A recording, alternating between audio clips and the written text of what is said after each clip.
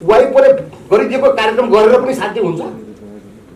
वाइपले दुई चारवटा कार्यक्रम गरिदियो भने त्यसैमा अलमल लिएर हामी कार्यक्रम गरेको छौँ भनेर पनि साध्य हुन्छ।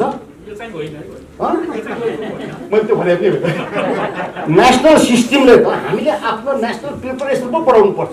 कति पैसा खर्च गर्ने वाइपो के अरे हाम्रो चाहिँ इन्टेलेक्चुअल प्रपर्टी राइटले स्ट्रेन्थन गर्न कति पैसा गर्ने, कति बजेट छ, आइपिआर स्ट्रेन्थन गर्ने बजेट कति छ, वार्षिक बजेट केही छुट्टिन्छ कि छुट्टिन्न, त्यसको चाहिँ लगानी र प्रतिफलको हिसाब गरिन्छ कि गरिँदैन, इकोनोमी हिसाब गरिन्छ कि गरिँदैन, जनताले सुनाएर के गर्ने, सरकारले पो सुनाउनु पर्यो। सरकारले जनताले सुनाउने हो, जनताले अवेरनेस दिलाउने हो, सरकार हो नि मोटर। सरकारलाई नै बुझाउन गाह्रो छ भने कसरी हुन्छ? यो 7 वर्षवाला चाहिँ प्याटेन्ट लिएर बस्न मिल्छ त? संस्थाले के भन्छ, यहाँ के भनेर चाहिँ प्याटेन्ट फाइल गरेर आउने? अब यो प्रतिभाजीले भनिरहनु भएको छ फाइलिङ पो भयो त, खै त रेजिस्ट्रेसन, त्यो फाइलिङ त्यो जाँच्ने क्षमता त छ, त्यो एक्जामिन गर्ने क्षमता त छ। यो त कस्तो भने इन्टरडिसिप्लिनरी कुरा हो। सरकारले पब्लिक सेक्टरको रिसर्चलाई पटक्कै ध्यान दिएन। युनिभर्सिटीमा साइन्सको चाहिँ रिसर्चमा कति पैसा खर्च गर्छ होला, त्यो विश्वविद्यालय कति पैसा पाउँछ होला रिसर्चमा, हेर्नुभयो भने नोमिनल होला, 1-2 करोड होला, केही पनि हुँदैन, त्यसले केही पनि हुन्न।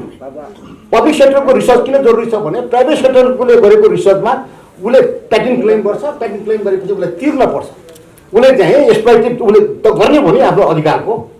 अहिले कोभिडको बारेमा मैले ट्रम्पलाई एउटा कारणले म चाहिँ अलिकति एप्रिसिएट गर्छु कि अरू केही ट्रम्प एन्टी चाहिँ क्याम्प गरे जति गरे पनि ट्रम्पले चाहिँ 8-10वटा कम्पनीलाई चाहिँ युनिभर्सिटीलाई उसले चाहिँ यो कोभिडको चाहिँ औषधि रिसर्च गर्न पैसा, त्यसमध्ये 5-6वटा चाहिँ युनिभर्सिटीले निकाले। साइन्स पढ्नु पर्दैन, टेक्नोलोजी जान्नु पर्दैन, आइटी जान्नु पर्दैन, यसका विभिन्न फ्यासेट्सहरू जान्नु पर्दैन, यो मोर टेक्निकल भएर गएको छ। अनि जिल्लादेखि मुद्दा सुरु गरेर ल्याएर पनि कहीँ प्याटेन्ट दर्ता हुन्छ हुँदैन नि। त्यसलाई short term effective efficient competent judgement आउनु पर्यो, एक्सपिडियन्ट जजमेन्ट आउनु पर्यो, एन्सर गर्नु पर्यो। होइन हामीले कहाँबाट फाइदा लियौँ, हामीले के पोलिसमा के लेख्यौँ भने कुरा राख्छौँ भने हाम्रो पोलिसमा लेख्यौँ लाग्नु पर्थ्यो कि पर्दैन, हामीले गएर यसमा चाहिँ रिजर्भेसन राख्नु पर्थ्यो कि पर्दैन। धेरै यसो विकास हुने राष्ट्रहरूले आँखा चिम्म गरेर उसले जुन धाराहरू हामीलाई चाहिँ दिएको जुन शैक्षिक अधिकार हो नि त्यसलाई पनि हामीले वकालत गर्न नसकेर समर्पण गरेका छौँ। त्यस कारणले यस किसिमको कुराहरू हामीसँग छ। अब यसलाई एउटा यो के भने मल्टिनेसनल कम्पनीहरूको खचित कम्पनीका कुरा यिनीहरूको लाभमा हामीहरू अल्मलिएका छौँ। हामीले यसलाई चाहिँ मुख्य कुरा चाहिँ हामीले ध्यान दिनुपर्छ जस्तो मलाई लाग्छ। र यहाँ खास गरेर उद्योग वाणिज्य क्षेत्रमै काम गर्नुभएका अझ उद्यमीहरू पनि, उद्योग चाहिँ क्षेत्रकै मान्छेहरू पनि यहाँहरू हुनुहुन्छ, विशेषज्ञहरू हुनुहुन्छ, अझ पनि अझ भन्यो भने कलाकारहरू वा गीतकारहरू जुन छ नि यो चाहिँ कन्सर्न एउटा चाहिँ सर्जकहरू पनि यहाँ उपस्थित हुन्छ। यो एउटा मल्टी डाइमेन्सनल एउटा भनौँ न एउटा चाहिँ समाजका विविध यो चाहिँ बौद्धिक सम्पत्तिका धनीहरू समावेश भएको विषय छ र यो विषयलाई चाहिँ यो विषयको गम्भीरता बुझ्न सकिन्छ। म यसमा मिश्रित छ मेरो अनुभव। मैले विषय हेर्दाखेरि बौद्धिक सम्पत्ति संरक्षण भन्यौँ, बौद्धिक सम्पत्ति त अवश्य पनि छ, हाम्रो आफ्नो किसिमको सम्पत्ति होला, अमेरिकाको जस्तो नहोला, हाम्रो सम्पत्ति त हाम्रो किसिमको त होला, तर संरक्षण कति भयो होला? यस बौद्धिक सम्पत्ति त छ, संरक्षण छ कि छैन? संरक्षणको कुरा सुन्दाखेरि असाध्य नै विडम्बना, असाध्य नै चिच्चाट लाग्दो चाहिँ अट्ठास लाग्दो कुराहरू हामी देख्छौँ। त्यहाँले यो उहाँ 28 को बिचमा हामीले यो छलफल गर्नुपर्छ र गर्नुपर्ने चाहिँ जमर्को गरिरहेको छु। मैले यो एउटा विद्यार्थीको हैसियतले म आजको मेरो हैसियत भनेको चाहिँ कुनै यसको विशेषज्ञता होइन कि म विद्यार्थी बौद्धिक सम्पत्तिको सम्बन्धी अधिकारको विद्यार्थीको हैसियतले मात्र म केही कुराहरू राख्न कोसिस गर्दैछु। जब म एउटा धेरै अगाडि 1984 तिर म चाहिँ इन्टरनेसनल इन्फर्मेसन लको विद्यार्थी थिएँ। म द हेगमा चाहिँ म विद्यार्थी थिएँ, म त्यो पढ्दै थिएँ र एउटा स्टडी भिजिटमा वाइपोमा भिजिट थियो। वाइपोमा भिजिट हुँदाखेरि उनीहरूले प्रस्तुति दिए, डाइरेक्टरहरूले प्रस्तुति दिए, हामीहरू विद्यार्थीहरू थियौँ, मेरो प्रोफेसरहरू थियो।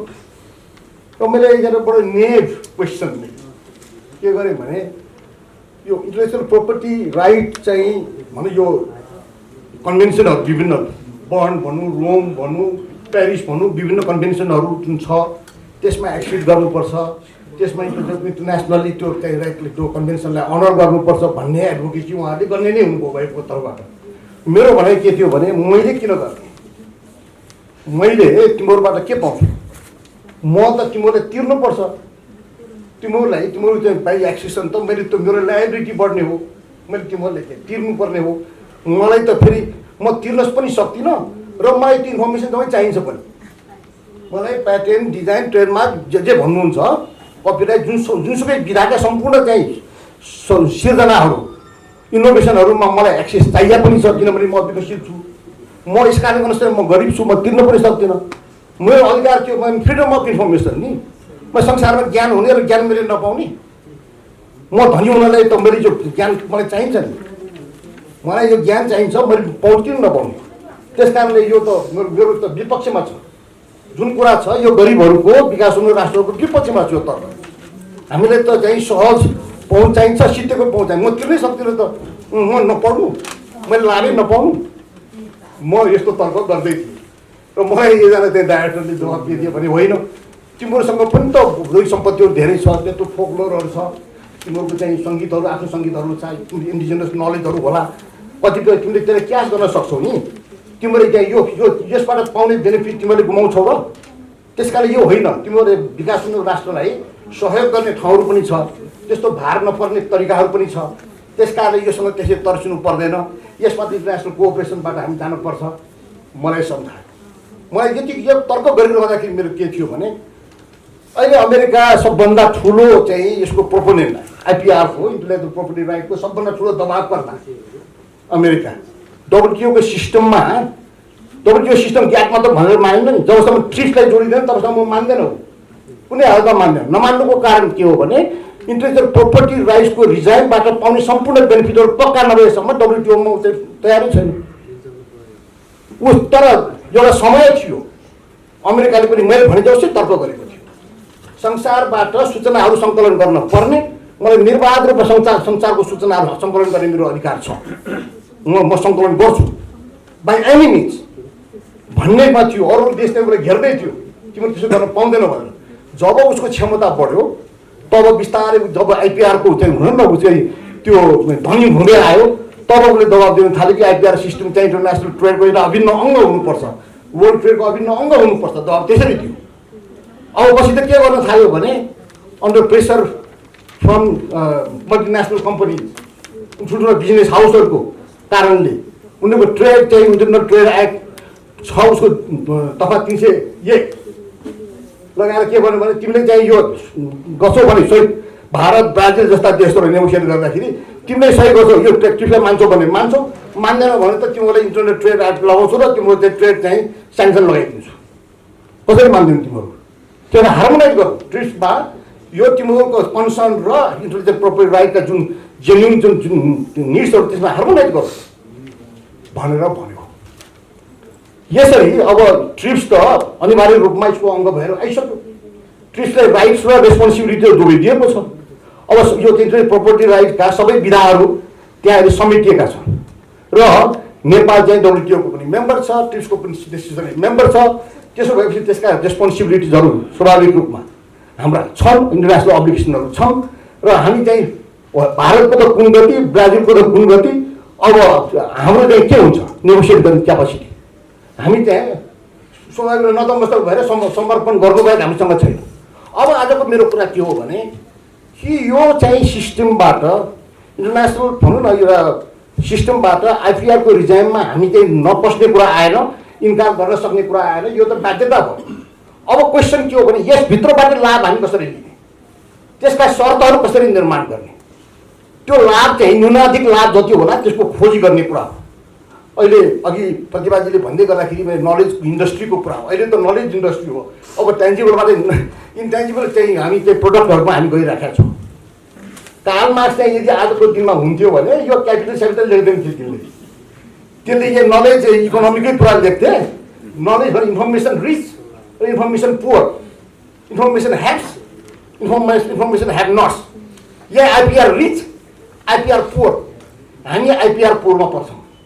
आइपिआर रिच कन्ट्रीको एउटा क्लासिफिकेसन छ र हामी त्यो वर्गमा पर्छौँ, त्यस्तोमा पर्थ्यो।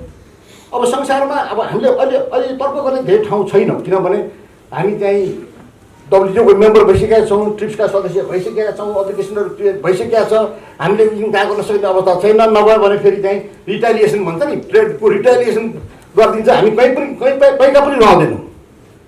त्यो त हाम्रो बाध्यता छ। त्यसो भए हाम्रो तयारी के, यो सकि नसकि गर्ने तयारी के, हामीलाई भनिएका आश्वासनहरू के र नभएका कुराहरू के, यी सबै कुराको समीक्षा गरेर हामीले जतनका साथ हामीले आइपिआरको रिजिममा हाम्रो चाहिँ बौद्धिक सम्पत्तिलाई कसरी संरक्षण गर्ने, कसरी लाभदायक चाहिँ अवस्थामा पुर्याउने, कसरी कम्पिटिटिभ हुने, अरू देशसँग कम्पिटिटिभ कसरी हुने, हाम्रो वातावरणहरू कसरी सुधार्ने, यो च्यालेन्जमा हामीहरू चाहिँ अहिले भइरहेका छौँ। समय त हेर्नुभयो भने कस्तो छ भने OECD कन्ट्रीहरू चाहिँ उनीहरू चाहिँ जो प्याटेन्ट रिच भनौँ न, त्यो आइपिआर रिच कन्ट्रीमा पर्छ। उनीहरू चाहिँ इनोभेसनवाला ग्रुपमा पर्छ। इन्डिया, चाइना जस्ता देश समेत यिनीहरू चाहिँ इमिटेसनवालामा पर्छ। एक थरी हामी चाहिँ इमिटेसनवालामा छौँ, अर्को थरी छ इन्भेन्सनवाला। इमिटेसन किन गर्नु पऱ्यो भने अब सबै कुरा चाहिँ त्यो राइट चाहिँ किन्न पनि सक्दैन, चाहिएको पनि छ। तपाईँले थाहा पाउनु भयो होला, अब यो चाहिँ के भन्छ भने रिभर्स इन्जिनियरिङका कुराहरू गर्छन्। आफैले इन्जिनियरिङ गर्न सकेन भने, उसले किन्न पनि सकेन भने रिभर्स इन्जिनियरिङबाट सिक्ने। हाम्रो यहाँ यो चाहिँ दक्षिण एसिया, दक्षिण पूर्वी एसियाको कुरा गर्ने हो भने चाइनादेखि, कोरियादेखि, ताइवानदेखि यी जम्मै राष्ट्रहरू चाहिँ एक किसिमको यो सेक्टरमा हामीले काम गरिरहेका छौँ।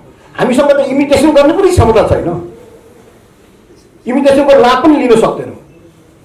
अब यो हामीमा कुरा के हो भने इन्टरनेसनल सिस्टममा आइपिआरमा जाँदाखेरि हुन्छ भनेको के भन्दाखेरि तिम्रो चाहिँ काउन्टरफिट प्रडक्टहरू तिमीले लिन पर्दैन, तिमीलाई सर्जकहरू रिवार्डेड हुन्छ, त्यहाँ मोर इनोभेटिभ इन्भाइरोमेन्ट क्रिएट हुन्छ, उद्योग धन्दाहरू फस्टाउँछ, त्यहाँ चाहिँ फेयर बिजनेस हुन्छ, टेक्नोलोजी ट्रान्सफर हुन्छ, त्यो साइन्टिफिक डेभलपमेन्ट हुन्छ, इन्टरनेसनल एसिस्टेन्ट पाउँछौ र तिमी चाहिँ आफ्नो चाहिँ गरिबी निवारण समेत गर्न पाउँछौ र अघि बढ्दै पाउँछौ भनिएका कुरा यो ट्रिप्समा पनि धेरै ठाउँमा यो कबुल गरिएका कुराहरू छन्। तर मैले हेर्दाखेरि के छ भने विकसित राष्ट्रहरूले यी भनेका कुराहरू कति टेक्नोलोजी ट्रान्सफर गरे, कति साइन्टिफिक चाहिँ हाम्रो चाहिँ इन्भाइरोमेन्ट हामीले बनाइदियो, हाम्रो चाहिँ इन्फ्रास्ट्रक्चर कसरी बिल्ड गरिदियो, हाम्रो आइपिआर सिस्टमलाई कसरी उनीहरूले चाहिँ इनरिच गरे, हामीले चाहिँ इन्स्टिट्युसन बिल्डअप गर्न सहयोग गरे। हामी कहाँनिर मैले अब एभिडेन्स बेस कुरा गरौँ न, हामीसँग चाहिँ आइपिआरको बारेमा सानो ठुलो विकसित अविकसित जे भए पनि 22 सालको भए पनि ऐन त छ, कपिराइट ऐन त नभएको त होइन नि, ऐन त छ त, काम लाग्ने काम नलाग्ने जे भए पनि। तर अहिले WTOबाट मेम्बर भइसकेपछि पनि हामी कपिराइटलाई त हामीले चाहिँ नयाँ ऐन बनायौँ। अब यो अरू चाहिँ प्याटेन्ट डिजाइनवाला चाहिँ 22 सालकै ऐनमा थैकिराखेका छौँ। अब किन बसिरहेका छौँ मलाई अचम्म लागिरहेको। इन्टरनेसनल सिस्टममा गएर त्यहाँ 20 वर्षको भइसक्यो प्याटेन्ट, 50 वर्षको कुराहरू कति आइसक्यो, विभिन्न टर्म्सहरू अवधिहरू। अब हामीले विभिन्न टर्म्सहरू त्यहाँ लेखिसक्यो, विभिन्न एस्पेक्टहरूलाई लेखिसक्यो, त्यो सबैलाई नभए सरह नजरअन्दाज गरेर हामीले पुराना ऐन लिएर बसिरहेका छौँ। सुनाउँछ हामीलाई, हामी या त सदस्य हुनु हुँदैन थियो, भइसकेपछि इन्टरनेसनल कम्युनिटीमा सबै समुदायमा ग्राह्य सदस्य, मान्ने सदस्य त हुनु पर्यो नि। त्यो यो त्यस्तो थोत्रो ऐन लिएर बस्ने हो, के भएर बसिरहेको छ। मलाई आज खुसी केमा लागिरहेको छ भने तपाईँहरू जो देखिरहेका छु, मलाई लाग्छ यो देशको स्वनाम धन्य चाहिँ यसको सरकारवाला विज्ञ र क्षेत्रज्ञहरू यहाँ हुनुहुन्छ। यहाँले चाहिँ जुन उठाउनुहुन्छ आवाज र जुन कुरा पटक पटक भनिराख्नु भएको छ, यसको त कहीँ न कहीँ तरङ्ग होला। जनताले सुनाएर के गर्ने, सरकारले पो सुनाउनु पर्यो। सरकारले जनताले सुनाउने हो, जनतालाई अवेरनेस दिलाउने हो, सरकार हो नि मोटर। सरकारलाई नै बुझाउन गाह्रो छ भने कसरी हुन्छ। यो 7 वर्षवाला चाहिँ प्याटेन्ट लिएर बस्न मिल्छ त? संस्थाले के भन्छ, यहाँ के भनेर चाहिँ प्याटेन्ट फाइल गरेर आउनु। अब यो प्रतिभाजीले भनिराख्नु भएको छ, फाइलिङ पो भयो त, खै त रेजिस्ट्रेसन, त्यो फाइलिङ, त्यो जाँच्ने क्षमता त छ, त्यो एक्जामिन गर्ने क्षमता त छ। यो त कस्तो भने इन्टरडिसिप्लिनरी कुरा हो। अहिले उहाँले भनिनु भएको छ आइपिआर भनेको प्रोपर्टी राइट भनेको एउटा कुनै विषय चाहिँ उद्योग मन्त्रालयले एउटा शाखाले हेरिसक्ने, त्यतिले मात्रै हेर्न सक्ने विषय यो होइन। यसमा इन्डस्ट्री छ, यसमा कमर्स छ, सबभन्दा बढी साइन्स छ, एग्रिकल्चर छ, फोरेस्ट्री छ, ल छ, इन्भाइरोमेन्ट छ, कल्चर छ, वाट एल्स नट। यो सबैको कम्बिनेसन हो यो इन्टेलेक्चुअल प्रोपर्टी राइट। यति धेरै इन्टरफेसमा हामीले काम गर्नुपर्छ। हामी यति धेरै क्षेत्रका मान्छेहरूसँग संवाद गऱ्यौँ। मैले देखेँ यहाँ अहिले चाहिँ आइपिआरको बारेमा पोलिसी त बनेछ, 2017 मा पोलिसी बनेको रहेछ। पोलिसी मैले हेरेँ, यसले बाई एन्ड लार्ज पोलिसीले यो हाम्रो चाहिँ भनौँ न WTO मेम्बरसिप अन्तर्गत र ट्रिप्सका रिक्वायरमेन्टहरूलाई र convention on biological diversity CBD का निड्सहरूलाई यसले रिफ्लेक्ट गर्ने गरेर पोलिसी त बनाएको देखेँ। तर पोलिसी बनाउँदाखेरि कहाँनिर हार्मोनी हो, कहाँनिर हाम्रो एसेन्सियल कन्सर्न हो, सबै अल इन वान सबै कुरा त राखेको छ। छुटेको जस्तो त लागेन मलाई। नछुटाउनु के भयो? त्यो सहरले सक्ने क्षमता छ कि छैन? अल इन वान त्यस्तो एउटा बनाएको देखेँ। त्यस कारणले के भयो भने हामीसँग यो त जुन किसिमको संवेदनशीलता हो यो विषयमा, यो विषय नचाहेर पनि हाम्रो भार भइसक्यो। र अघि प्रतिभाजीले भन्नुभयो जस्तै जुन जेनेरेसनमा हामी बाँचेका छौँ, हामी नचाहेर पनि आर्टिफिसियल इन्टेलिजेन्समा जानु परिसक्यो। मैले कुरा नगरेर मेरो छोराछोरीले कुरा गर्छन्, मैले नबुझिने भाषामा उनीहरू चाहिँ कम्युनिकेट गर्छन्। त्यो त हाम्रो बाध्यता भइसक्यो। हामीले त्यो बाध्यतालाई बिहोर्नु बाहेक अर्को उपाय छैन, त्यसलाई निपट्नु बाहेक हामीसँग अर्को उपाय छैन। त्यसो हो भने हामीले यो क्षेत्रको लागि आवश्यक तयारी गर्ने कि नगर्ने? आवश्यक तयारी भनेको के? हामी चाहिँ पोलिसी पल्ल ल्याएका छौँ, त्यो बेलामा सबै एउटा बास्केटमा भएको जम्मै चिज राखेका छौँ, सुने जति शब्द जम्मै राखेका छौँ। त्यो पोलिसीले स्ट्रिमलाइन गर्न सकिन्छ कि सकिँदैन? त्यसलाई कार्यनीतिमा रूपान्तर गर्न सकिन्छ कि सकिँदैन? भोलि ऐनमा पनि त्यही कुरा देखाउँला। त्यो ऐन के इम्प्लिमेन्टेबल होला? हाम्रो इन्ट्रेस्टलाई रिफ्लेक्ट गर्छ? हाम्रो इन्ट्रेस्टहरू कति चाहिँ हाम्रो त्यो सबै कुरा हाम्रो इन्ट्रेस्ट अनुकूल नहुनु पनि सक्छ। किनभने हामीले स्वीकार्नु पर्ने तर स्वीकार्न के अरे बिहोर्नु पर्ने तर बिहोर्न नसक्ने अवस्थामा हामीहरू चाहिँ त्यही परेको हुनसक्छ। त्यस कारणले यो चाहिँ यो स्थितिलाई हामीले मध्यनजर राखेर अलिकति गम्भीर हुने अवस्था आयो। मैले यो संस्था बौद्धिक सम्पत्ति संरक्षण समाजको गतिविधिहरूलाई मैले अलिकति हेर्ने कोसिस गरेँ। मलाई असाध्यै खुसी लाग्यो। यसले चाहिँ एउटा विभिन्न एक्टिभिटीहरू गरेको रहेछ, अवेरनेस राइटिङ गर्नेदेखि लिएर पोलिसी फर्मुलेसनमा ल ड्राफ्ट गर्ने कुरामा यसले एसिस्ट गरेको रहेछ। मलाई खुसी लाग्यो गरेको रहेछ। यसको एक्सपर्टिजलाई युज गर्न कोसिस गरेको रहेछ। सबभन्दा मलाई खुसी लाग्यो के भने कन्टेक्स्चुलाइजेसन। हाम्रो नेपालको सन्दर्भमा हामीले चाहिँ खोज्न सक्ने क्षेत्रहरू कुन हो, त्यसलाई कसरी रूपान्तर हामीसँग जोडिने, नेपालसँग कसरी जोडिने, ग्लोबल चाहिँ कन्टेक्स्टले नेपालसँग कसरी जोडिने, यो कन्टेक्स्चुलाइजेसन भनेको धेरै ठुलो शब्द हो। नेपालसँग चाहिँ हामी चाहिँ अब अघि त्यो जेटको चाहिँ प्याटेन्ट खोजेर त हामीसँग अहिले हुनेवाला छैन। हामीसँग त यही नियमका कुरा गर्नु पर्ला, हामीसँग चाहिँ यो हाम्रो बेसारको कुरा गर्नु पर्ला, बासमतीको कुरा गर्नु पर्ला, हाम्रो चाहिँ राउतेको जीवनशैलीका कुरा गर्नु पर्ला, के खाएर भ्याएको खाएर के बाँच्नु होला भन्ने जान्न पर्ला। हाम्रा आफ्ना इम्पेरेटिभ्सहरू छन्। त ती नलेजलाई हामीले रजिस्टर गर्ने हो, तिनलाई सङ्कलन गर्ने हो। हाम्रो चाहिँ जेनेटिक मेटेरियलहरू होला आफ्ना किसिमका, तातौली सातौली के भन्छौँ हामी आयुर्वेदको हिसाबबाट, ती जम्मै मेटेरियलहरूलाई हामीले चाहिँ रजिस्टर गर्ने हो। त्यसलाई चाहिँ हामी चाहिँ त्यो इन्भेन्ट्रीमा राख्ने हो र त्यसको नलेजलाई हामीले कहाँनिर जोड्न सकिन्छ जोड्ने हो, कहाँनिर क्लेम गर्न सकिन्छ गर्ने हो। अघि चाहिँ इन्डियाको कुरा गर्दाखेरि मलाई असाध्यै खुसी लाग्यो। कम्तीमा कतिपय कुरा आयुर्वेदका कतिपय कुराहरू हाम्रा रिजनल छन्। इन्डियाले बासमतीको लडाइँ लड्दाखेरि नेपाल खै जोडियो? नेपालमा बासमती छैन, बासमतीसँग हाम्रो इन्ट्रेस्ट छैन। पेसारको कुरा लड्दाखेरि हामी कहाँ लड्यौँ? निमको कुरा लड्दाखेरि हामी कहाँ लड्यौँ? हामीसँग त्यो रिजनली जोड्न सक्ने क्षमता पनि छैन। बासमतीको मुद्दा लड्दाखेरि इन्डियाले धौधौ परेको थियो, किनभने इन्टरनेसनल कम्युनिटीमा त यी मुद्दा लड्न सजिलो पनि छैन, जटिल छ, महँगो पनि छ। इन्डियन लयरहरूले धेरै चाहिँ भोलिन्टियर गरेको छ, धेरै मेहनत गरेर त्यो डिफेन्ड गरेको छ। हामीसँग WTO को सिस्टममा डिस्प्युट रेजोल्युसन मेकानिजममा जान सक्ने पनि अवकाश छैन। डिस्प्युट रेजोल्युसन मेकानिजम छ भन्ने पनि थाहा छैन, त्यहाँ पोर्ट पनि राख्न सक्दैनौँ, आफ्नो कम्प्लेन लिएर पनि जान सक्दैनौँ। हाम्रा भएका नलेजलाई उसले त्यहाँ दर्ता गरेछ, प्याटेन्ट क्लेम गरेछ भने हामीले अब्जेक्सन त गर्न पाउँछौँ नि। त्यो अब्जेक्सन गर्ने क्षमता पनि त हुनु पऱ्यो नि, थाहा पनि त पाउनु पऱ्यो नि, त्यो क्षमता पनि त छैन।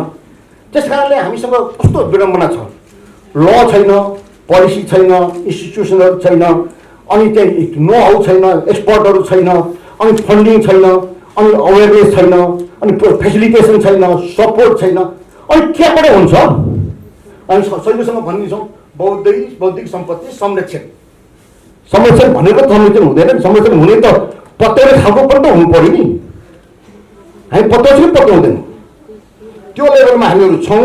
त्यस कारणले आजको यो जुन विषय छ, यो विषय चाहिँ सानो विषय छैन। तपाईँले जुन विषयमा हात हाल्नु भएको छ त्यो असाध्यै ठुलो विषय छ। यो आज एक दिन गरेर पुग्ने पनि होइन। यो त निरन्तर 2 वर्ष कोर्स पढे पनि हुन्छ। आइपिआरमा 2 वर्ष कोर्स पढे हुन्छ। कोही त पढ्नै पर्यो, कसैले त सबैले पढ्नु परेन भन्नु, कसैले त पढ्नै पर्यो। किनभने त्यसले चाहिँ एउटा भने एक्जामिनेसन गर्ने प्रोसिड्युर के हो, लको फेसिलिटी छ। हाम्रो उद्योग मन्त्रालयसँग पेट्रोलको आधार पेट्रोल उद्योगबाट जाँच्न सक्ने क्षमता त चाहियो नि, वैज्ञानिक क्षमता चाहियो नि, वैज्ञानिक विशेषज्ञ चाहियो नि, प्रक्रिया चाहियो नि। एउटा प्याटेन्ट दर्ता गर्न कति समय लाग्छ? फाइलिङ गरेर कहिले निर्णय हुने कहिले? धेरै यो चाहिँ विकासशील राष्ट्रको मेरो हेरेको 8-10 वर्ष लागेको हुँदो रहेछ।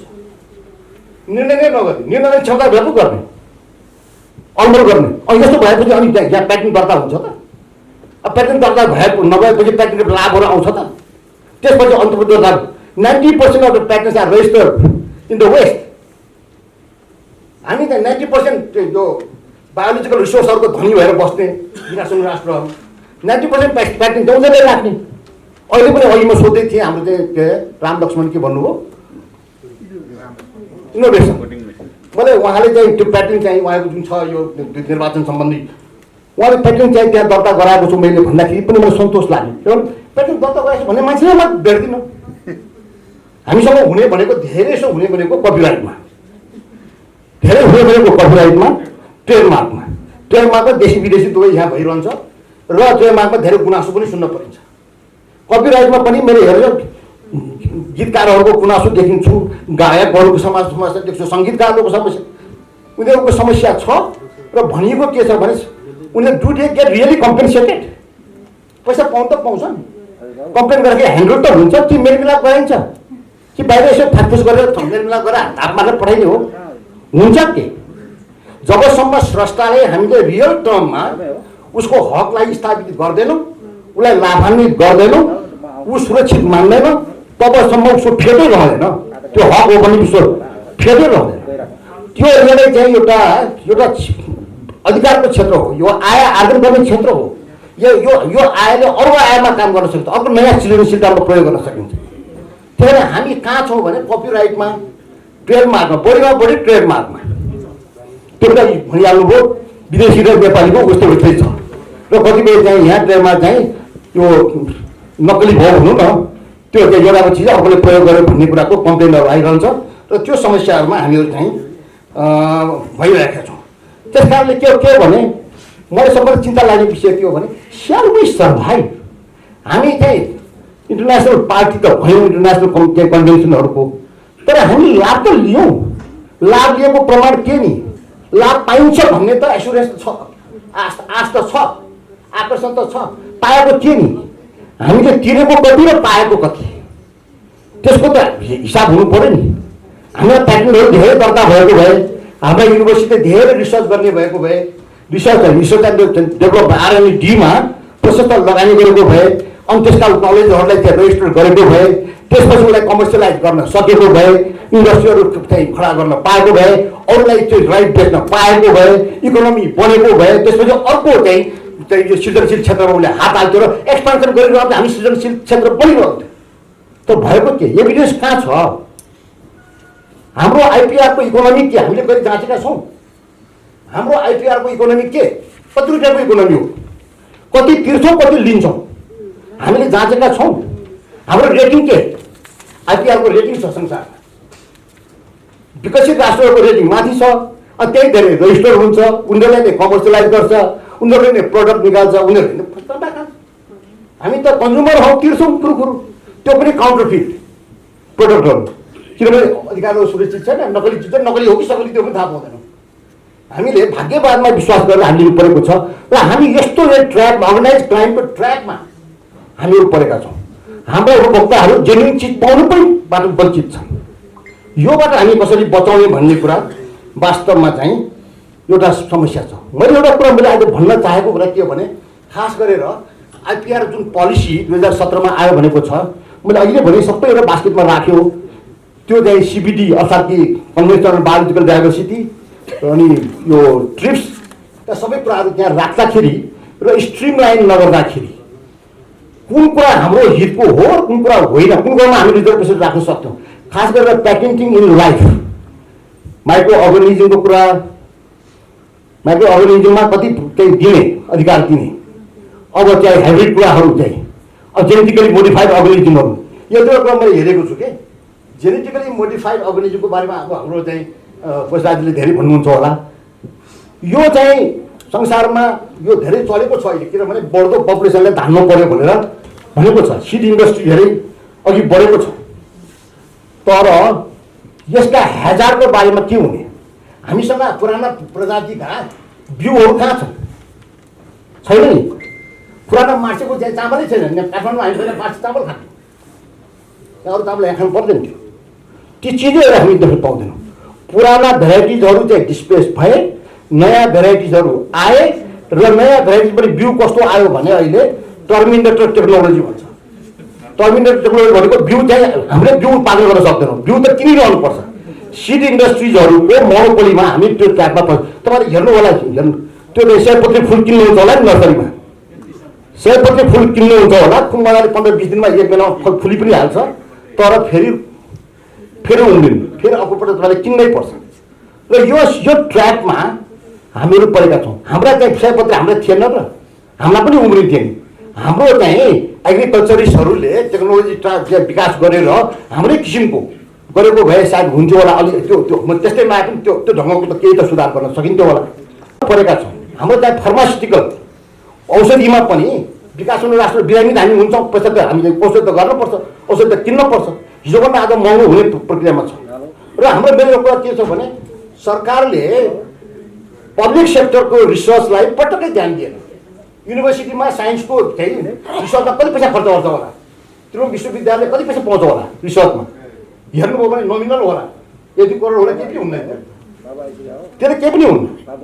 पब्लिक सेक्टरको रिसर्च किन जरुरी छ भने प्राइभेट सेक्टरले गरेको रिसर्चमा उसले पेटेन्ट क्लेम गर्छ, पेटेन्ट क्लेम गरेपछि उसलाई तिर्न पर्छ। उसले चाहिँ एक्सप्लोइटेड उसले त गर्ने हो नि आफ्नो अधिकारको।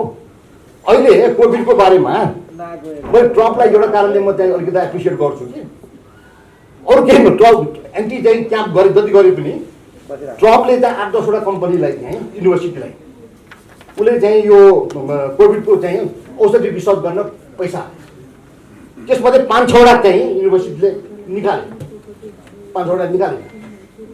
त्यो पब्लिक सेक्टरमा यो रिसर्चहरू नभएको भए र प्राइभेट सेक्टरको हेजेमोनीमा छोडिदिएको भए यो कोभिडको बारेमा जुन छ नि भ्याक्सिनका कुराहरू के हुन्थ्यो होला। अब हेर्नुहोस् न, माइक्रो अर्गनिजमको कुरा म गर्दै थिएँ। यो कोभिड चाहिँ यो भाइरस चाहिँ विश्वास के गरी त भने कहीँबाट चाहिँ यो म्यानुफ्याक्चर भयो। यो कतिवटा चिज भएको भए के हुन्थ्यो? कतिवटा चिज फैलिएको भए मेरो अधिकार हो, मेरो प्याटेन्ट भने भए के हुन्थ्यो होला? बस्दा खानु हुन्थ्यो होला। अहिले यो चाहिँ कसैले पनि सबैले डिस्काउन्ट गर्ने भएको हुनाले पो यो सजिलोसँग पाइयो त के हुन्थ्यो? त्यसो हुनाले सरकारको एउटा नीति के हुनुपर्छ भने साइन्टिफिक रिसर्च एन्ड डेभलपमेन्टमा पैसा प्रशस्त खर्च गर्न पर्छ। जसले इन्टेलेक्चुअल प्रोपर्टी राइटलाई हेला गर्यो त्यसले त्यो देशलाई हेला गर्यो। अर्थात् इन्टेलेक्चुअल प्रोपर्टी राइट्सको जसको इकोनोमी सानो छ नि त्यसले विकास गरेन, त्यसले उही चाहिँ सुपारी अन्तबाट किनेर पठाउने, इस्कुस बेच्ने, यस्ता इस्कुस अनि गिट्टी के अरे गिट्टी बालुवा बेच्ने गरी खान्छ यस्तो देशले।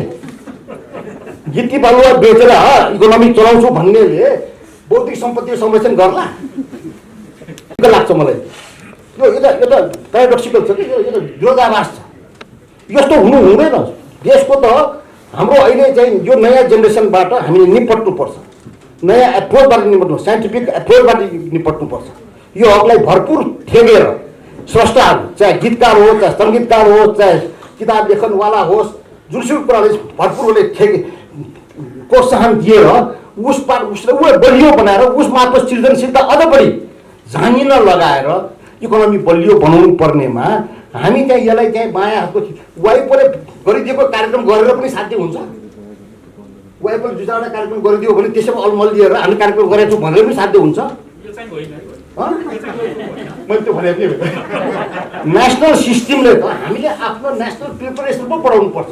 कति पैसा खर्च गर्ने वाइपो के अरे हाम्रो चाहिँ इन्टेलेक्चुअल प्रपर्टी राइटले स्ट्रेन्थन गर्न कति पैसा गर्छ, कति बजेट छ, आइपिआर स्ट्रेन्थन गर्ने बजेट कति छ, वार्षिक बजेट केही छुट्टिन्छ कि छुट्टिन्न, त्यसको चाहिँ लगानी र प्रतिफलको आखिर हिसाब गरिन्छ कि गरिँदैन, इकोनोमी हिसाब गरिन्छ कि गरिँदैन, त्यो हामीले गर्दैनौँ भने हाम्रो के हुन्छ।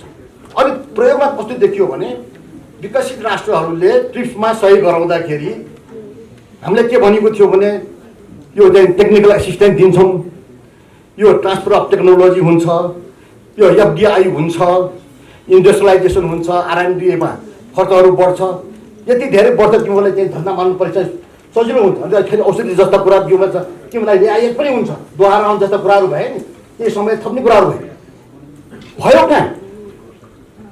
यो सबै कुराहरू एक दुईवटा कार्यक्रम गरेर सर्ट टर्म एक दुईवटा कार्यक्रम गरेर छोडेको छ, उसले पनि ठगेको छ। हामीसँग त्यो बार्गेनिङ गर्ने क्षमता पनि छैन र हामी नतमस्तक भएर पोलिसी बनाउँदाखेरि हामीले चाहिँ भनौँ न ट्रिप्सको चाहिँ सेक्सन 27(3)B भन्छौँ कि त्यो भनेको के हो भने माइक्रो अर्गानिजमवालाहरू, प्लान्ट भेराइटिजहरू, प्लान्ट भेराइटीमा भने स्विच जेनेरेसन सिस्टम मौलिक पद्धति भन्यो, त्यो स्विच जेनेरेसन सिस्टममा पनि उनीहरूले चाहिँ दर्ता गर्ने भयो। हामीले कहाँबाट फाइदा लियौँ, हामीले के पोलिसीमा के लेख्यौँ भने कुरा राख्छौँ भने हाम्रो पोलिसीमा लेख्यौँ, राख्नु पर्छ कि पर्दैन, हामीले गएर यसमा चाहिँ रिजर्भेसन राख्नु पर्छ कि पर्दैन। धेरै यस्तो विकास हुने राष्ट्रहरूले आँखा चिम्म गरेर उसले जुन जुन धाराहरू हामीलाई चाहिँ दिएको जुन शैक्षिक अधिकार हो नि त्यसलाई पनि हामीले वकालत गर्न नसकेर समर्पण गरेका छौँ। त्यस कारणले यस किसिमको कुराहरू हामीसँग छ। अब यसलाई चाहिँ एउटा यो के भने मल्टिनेसनल कम्पनीहरूको खचित कम्पनीका कुराहरू यिनीहरूको लाभमा हामीहरू अल्मलिएका छौँ। हामीले यसलाई चाहिँ मुख्य कुरा चाहिँ हामीले ध्यान दिनुपर्छ जस्तो मलाई लाग्छ। अब यो ट्रेड युनियनको कुरा हाम्रो पोलिसीमा लेखेका कुराहरू छौँ चाहिँ regional approach, south Asian approach, त्यो ठिकै भनेको छ। क्यापासिटी बिल्डिङ गर्नुपर्छ, ठिकै भनेको छ।